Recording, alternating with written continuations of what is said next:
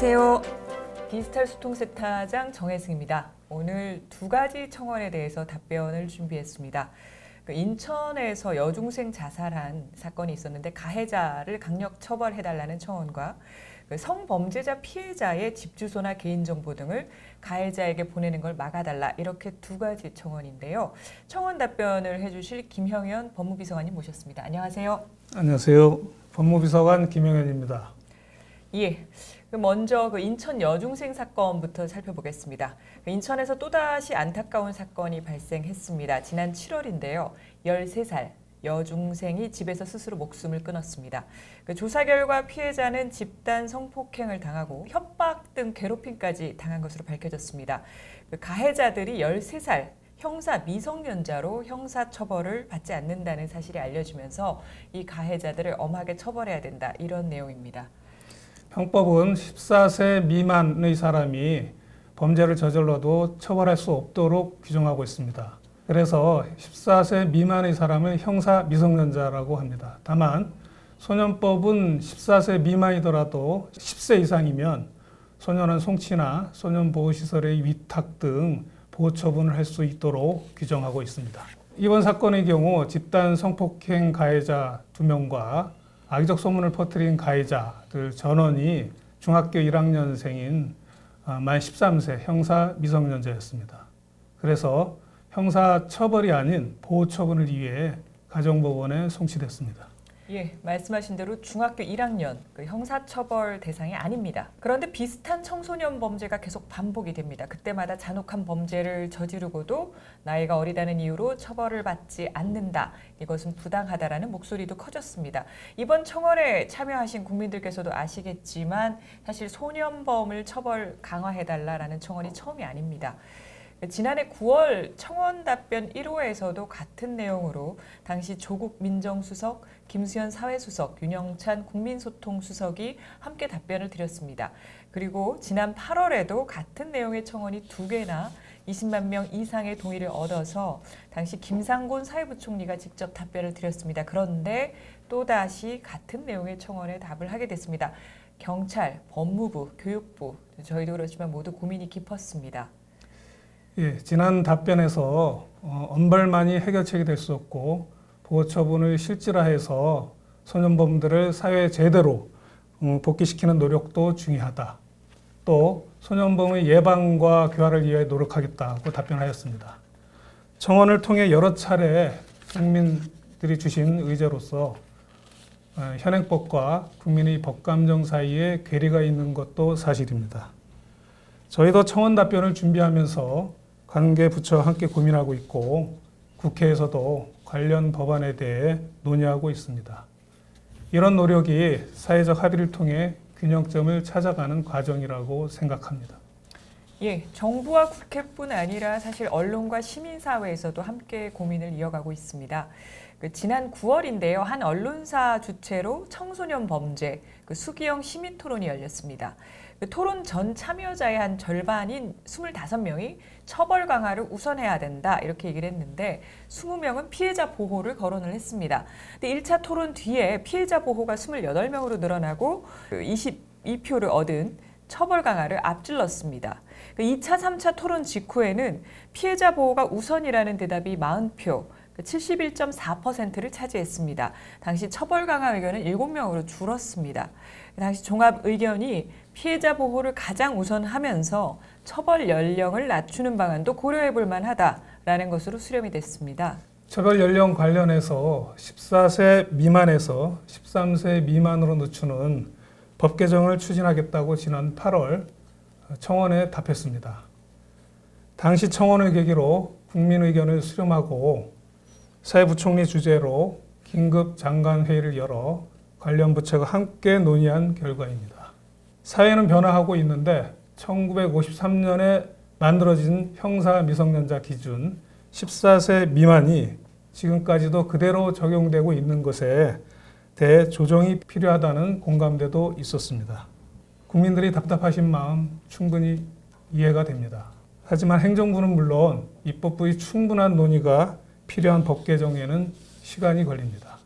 14세 미만 소년의 강력범죄가 계속 늘어나는 현실에서 근본적 원인에 대해서도 우리 사회가 함께 살펴야 할 부분이라고 생각합니다. 피해자 보호도 매우 중요합니다. 이번 청원 사건의 피해자인 그 인천 여중생의 경우에 그 할머니하고 언니랑 같이 살고 있었는데요. 그 또래 폭력에 시달리는 청소년들은 가족에게 털어놓지 못하는 경우도 많습니다. 이번 사건의 경우 피해자가 극단적인 선택을 하게 되어 매우 안타깝습니다. 이처럼 극단적인 선택에 이르기 전에 피해자가 상처를 딛고 굳건하게 살아갈 수 있도록 하는 것은 우리 사회의 몫입니다. 정부도 노력하겠습니다. 범죄 피해를 입은 분들도 경찰이나 상담기관을 통해 꼭 도움을 요청해 주시기 바랍니다. 나쁜 짓은 처벌받고 억울함은 위로받아야 합니다. 피해자에게 2차 가해 대신 응원을 전하는 것은 우리 모두의 공동체적 책무입니다. 억울한 희생이 더는 없기를 바랍니다.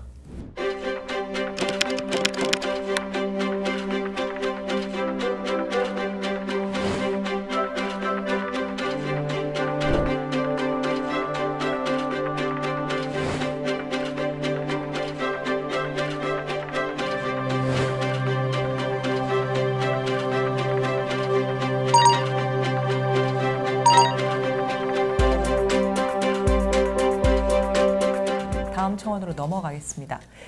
24살 여성입니다.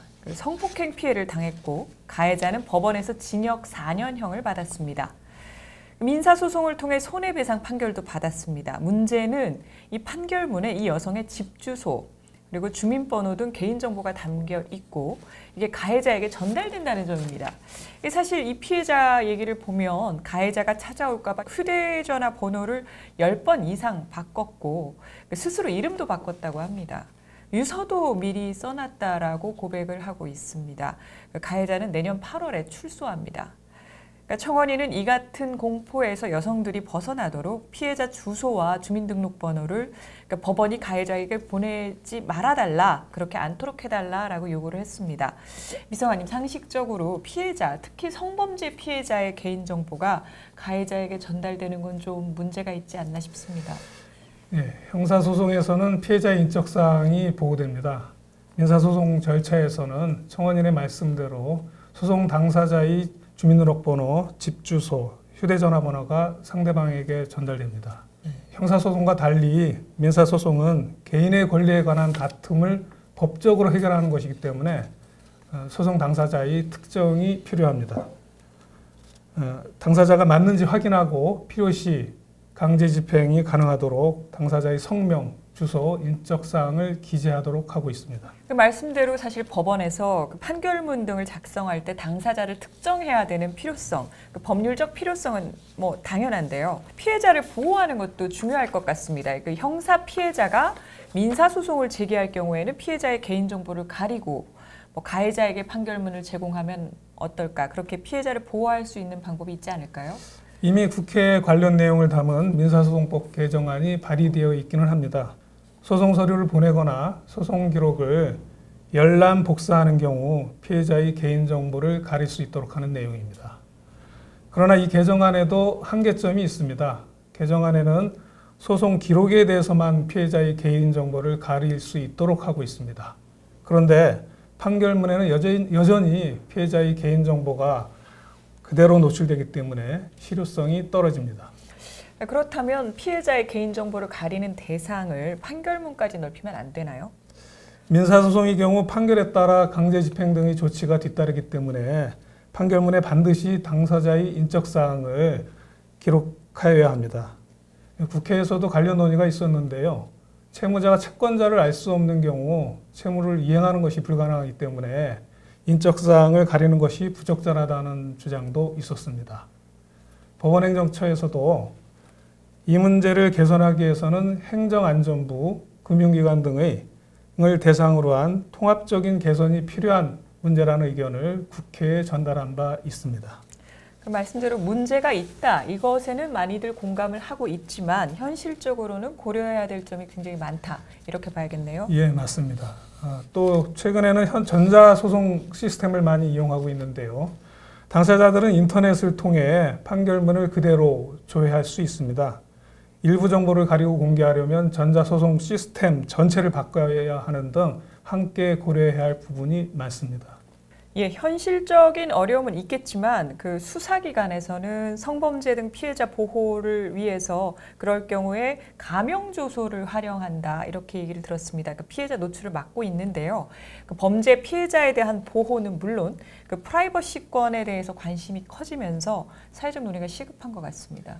법무부도 가해자에게는 익명 판결문을 제공하는 등 개선 방법을 마련하기 위해서 계속 논의하고 있습니다. 좀 더 정교한 입법 논의가 필요합니다. 법원에서도 기존 제도에 보완할 점이 있는지 면밀하게 살펴볼 것으로 기대합니다. 예, 오늘 말씀해 주신 대로 사실 이 내용은 그 입법 개정안이 지금 그 민사소송법 개정안이 입법부에 있고요. 관련 논의가 조금 더 활발하게 진행되면서 좀 묘수를 찾을 수 있기를 기대를 해봅니다. 오늘 답변 감사합니다. 네, 감사합니다.